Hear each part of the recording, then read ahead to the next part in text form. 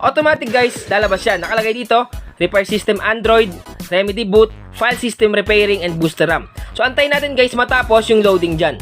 Ang napakalupit dito guys, kasi ida-download mo lang siya sa Play Store, automatic mare-repair talaga yung phone mo. So hindi mo na kailangan pa bumili ng bagong phone, kasi yung iba, once na bumagal yung phone nila, nawawalan kagad ng pag-asa. Kung makita nyo guys, lumalabas na yung mga system apps at mga applications sa aking phone.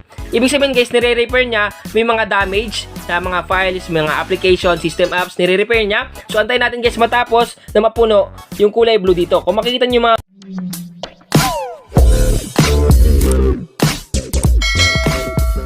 So yun guys, bago tayo magsimula sa mga bagong pasok sa aking channel, ako nga po pala si MindTechPH, gumagawa ako ng content regarding sa APN, pampabilis at pampalakas ng internet connection, at nag-update din ako tungkol sa mga tricks and tips. So kung gusto niyo yung content ko, don't forget to click subscribe button sa baba ng video na to, at i-click mo na rin yung notification bell para lagi kang updated sa mga bago kong upload. Magsimula na tayo. Ngayon guys, may tuturo ako sa inyong napakalupit na tricks. So tricks to guys kung paano i-repair yung system ng Android phone nyo. Kung kayo ay nakakaranas na nagmamalfunction na yung cellphone, sobrang bagal na, sobrang lag, yung mga application is hindi gumagana na maayos, pati na yung mga games, pero dati hindi naman. So dahil guys, ituturo ko sa inyo, talagang i-repair ng application yung system ng phone nyo. Magiging back to normal na ulit at magagamit nyo na maayos. Ang una natin gagawin guys, pumunta tayo sa Play Store. Click lang natin tong Play Store. Then once na maklik na natin yung Play Store, pumunta tayo sa search engine ng Play Store. So click natin tong search engine. Then i-type natin dito yung repair system YOET apps. Yan guys yung isi-search natin, repair system YOET apps. Search lang natin yan. Automatic guys, lalabas yan sa pangalawang result. So hanapin nyo na lang guys, sa ibang device kasi minsan lumalabas sa una, minsan sa pangatlo. So guys, makikita nyo naman dyan, kulay orange yung logo nya. Tap lang natin. Ito guys yung hanapin nyo sa Google Play Store, repair system for Android, quick fix problems. Yung creator nito guys is YOET apps. Kung makita nyo guys, mayroon na siyang 50k plus downloads, 4.5 stars, 996 reviews. Kung mapapansin nyo din guys yung ratings niya, 4.5. So malapit na sa 5. Ibig sabihin lang talaga legit na legit yung application kasi marami nagre-rate sa kanya. Then kung magbabasa naman kayo ng mga comments and reviews, halos puro positive comments yung mababasa nyo. Katibayan lamang yan guys sa talagang satisfied yung mga nagda-download nitong application. Ang una natin gagawin guys, kailangan natin i-download at install yung application. Then once na ma-download na natin at ma-install, wag muna kayo mag-skip sa video kasi ituturo ko sa inyo step by step kung paano gawin yung tricks na to. Ngayon guys, may ginawa akong actual video para mas madali nyo maunawaan at masundan kung paano i-repair yung system ng Android phone nyo once na nagloloko na siya at nagmamalfunction. Panoorin nyo to. So yan guys, ituturo ko sa inyo kung paano gamitin yung application na repair system. So dahil dito guys, talagang maayos talaga yung phone mo kung once na nagloloko yan. Once na hindi na gumagana yung mga application na maayos, yung mga application na minsan nag-exit, at napakabagal ng performance ng phone, automatic guys, pag ginamit natin to at na-repair yan, magiging back to normal na ulit yung performance, mabilis, hindi naglalag at smooth gamitin. So ang gagawin natin guys, i-click lang natin yung application, click natin to, then wait natin mag-open.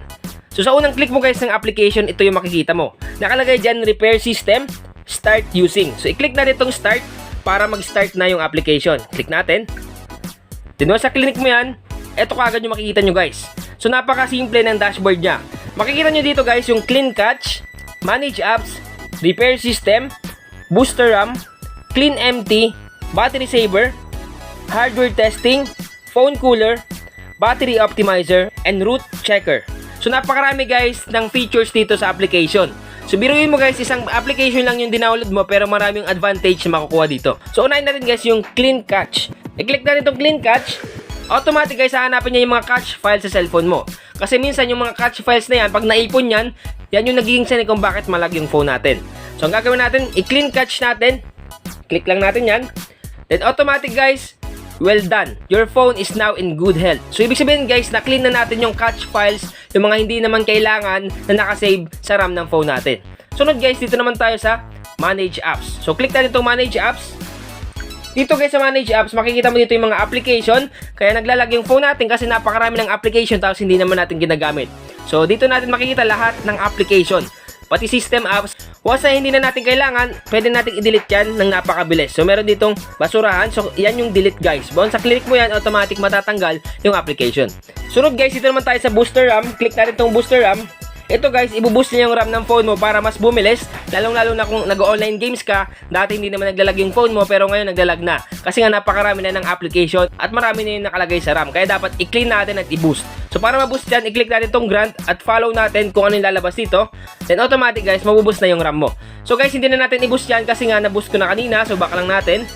Bukod sa booster RAM guys, meron din siyang battery saver. So kaya niya patagalin malobat yung battery ng phone mo. So dito sa battery saver guys, meron ditong ultra mode at normal mode.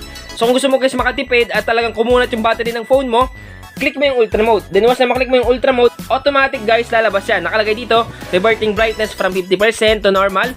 So ngayon, once na matapos yan, lalabas yan, modify system settings. Ang gagawin natin, i-click natin yung on para ma-allow yung modifying system settings. Click natin yan. Then once na maklik na natin, back lang natin siya. So automatic guys, makakatipid na tayo at talagang tatagal na malobat yung battery ng phone natin. So yan guys, ito yung pinakamalupit sa lahat.